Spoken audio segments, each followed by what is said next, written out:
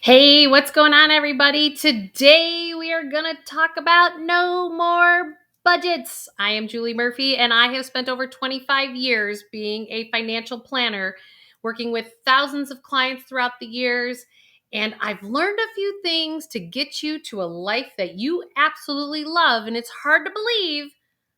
I think you need to take the word budget completely out of your vocabulary. Don't forget to hit that notification bell, subscribe to the channel, and make sure you like it and share it because it is time for all of us to feel this sense of financial freedom. It is time for all of us to have some financial fun time. Whether you have too much or too little money, what I have found is these suffering patterns, no matter how many zeros you have, or negative or positive balances you have, we still have these cash flow suffering patterns. I have watched people that make 600 grand a year have the same challenges as somebody who makes $40,000 a year. Why? Because we have two operating systems that our brain operates from, our subconscious mind and our conscious mind. And I'm always talking about the research from Dr. Bruce Lipton. And he talks about the fact that 97% of our response to the external world comes from our subconscious mind and not our conscious mind, which means the hardwiring in your brain actually occurred before age 7.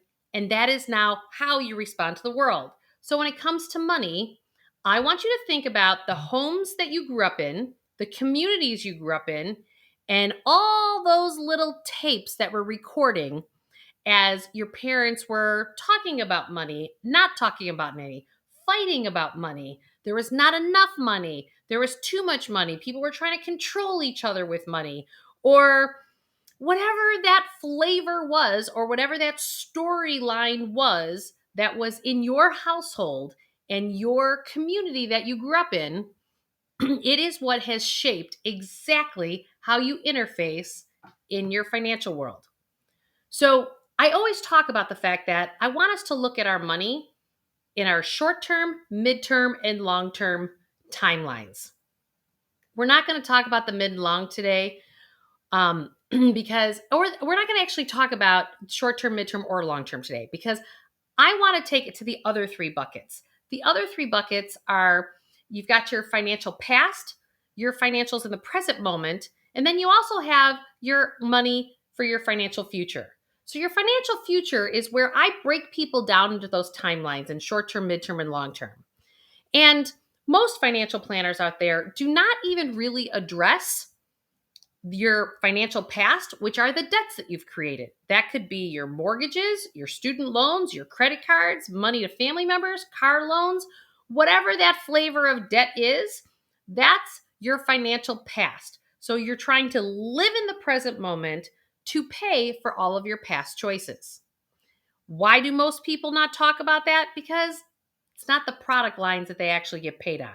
It's a big disservice that my entire industry has been doing for years. And I'm here to tell you that we have to look at everything just like an integrative or functional medicine doctor has to look at the whole body to see how all the systems are working together. Well, so does a financial professional. Being a financial professional, we need to make sure that we're looking at your debts, your cash flows, and your assets that you want to build and or assets that you have. And we need to look at them in different timelines, short-term, midterm, and long-term. That way we're looking at the whole picture and we're not just looking at the sleeve that we want to sell you on or something of that nature. It happens all the time. The sleeve that I really want to dig down into today is this cash flow bucket, this one right here in the middle. And it's the word budget. How do you feel when I say the word budget? Think about it. Maybe take a pen to paper. What are your feelings when I talk about the word budget? And this is where I start everybody at.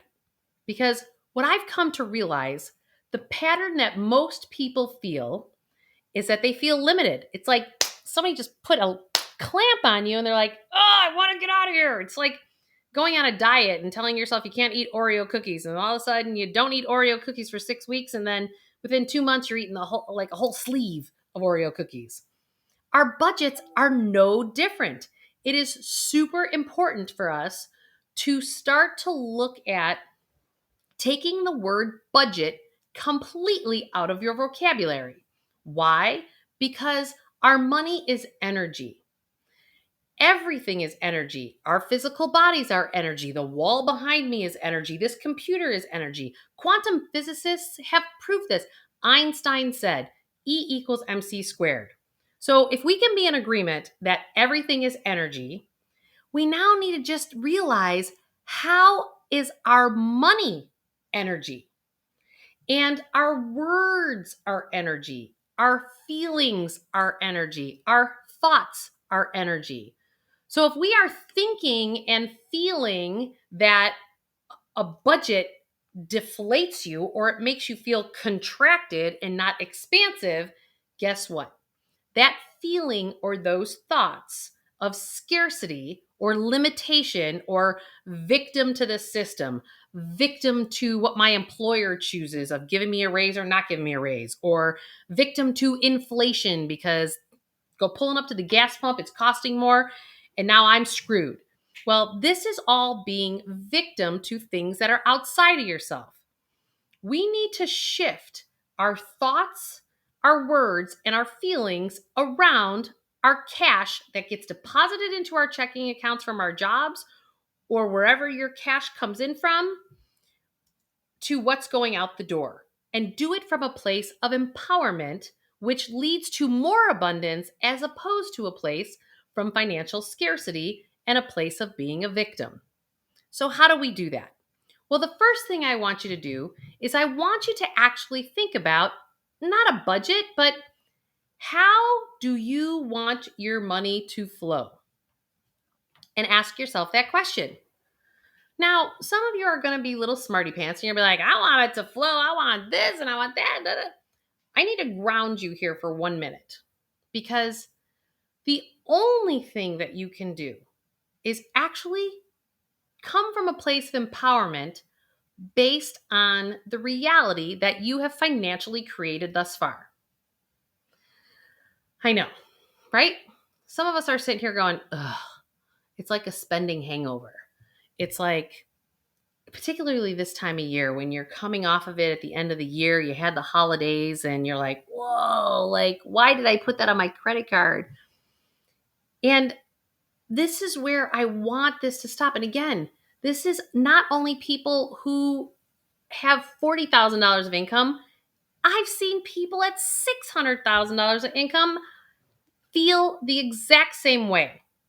I have people who are partners in law firms who are making bank feel the exact same way with the struggle. And now those of you who are maybe at $40,000, $50,000 a year income, you're like, how are you struggling at 600 grand a year?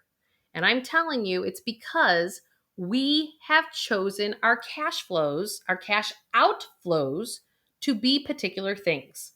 Like, you wind up upgrading your lifestyle, upgrading your car, upgrading your house, and you do it all from a place of debt. And people will say, well, my mortgage is good debt. Well, yeah, I understand that you're building a home and this is, you're building equity and you're doing that. Yes, but you still have to go to work today to pay for that past choice. And that may be the right decision for you, but come from it from a place of empowerment.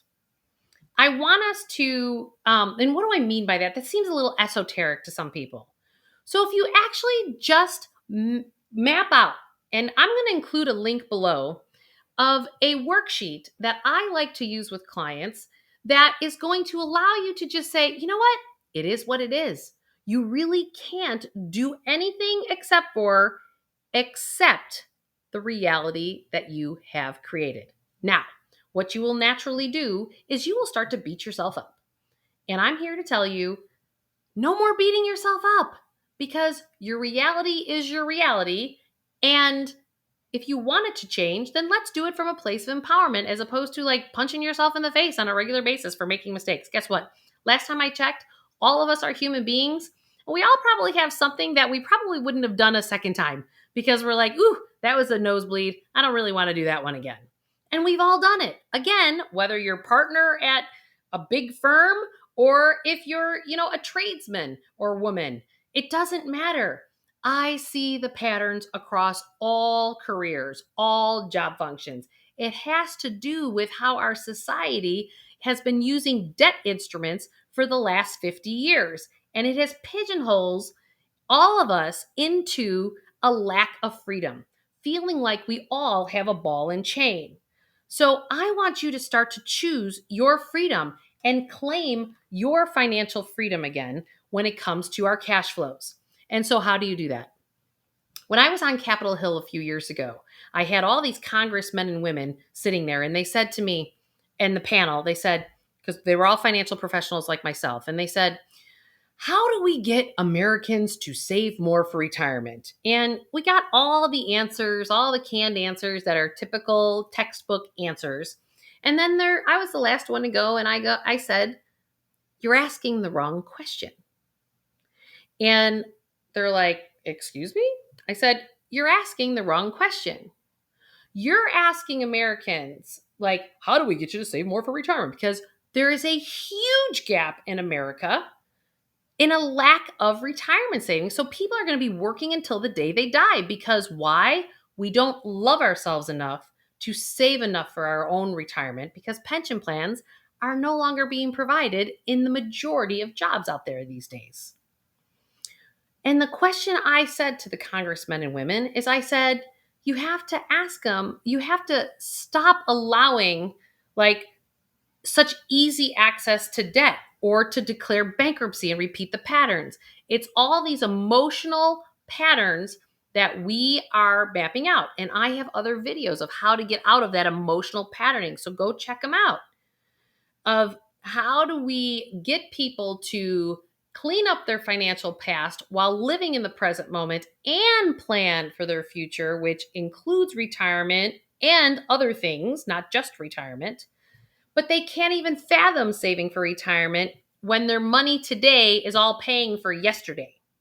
This is the challenge, which is why our budgets feel like we don't have choice. And then what happens when we don't feel like choice? We emotionally act out. We either work things out or we act it out, and we do it through our money, through our health, or our relationships. So when you download the link below, I want you to grab that sheet and I want you to just go one by one. No shame, no blame. Just take a look at reality because shining the light on what you feel may be the dark side, your financial dark side. I just want you to fill in the numbers and then add them up. What are you paying for electric bill? What are you paying for your car? What are you paying? And then I want you to take a look at what choice in that list do you no longer resonate with? Maybe you have to look at your credit cards because I know we all have these subscriptions on our credit cards that actually we don't really resonate with them anymore. And sometimes it's a matter of calling them up. I had one client who was so defensive about her cable bill, and I was like, I don't know, that's a lot of passion about your cable. She's like, I work so much. She was a partner at a big firm. And she's like, I work so much. I'm single and I travel the globe and blah, blah, blah, blah, blah, blah, blah. She goes, you are not decreasing my cable bill. It's like $200. I was like, well, could you tell me what's that emotional trigger there? She goes, I don't go out to the movies. I don't travel much, but I like to just lay in my bed and relax when I'm in town and not traveling around the globe. And I just want access to all the movie channels. And I said, have you thought about looking at, can you just analyze for me over the next month or two how many movies you watch? Because what was happening is I realized with our cash flows, most of us are defensive because it's not a safe container. It's not a safe container to talk to our spouses about it because we become defensive.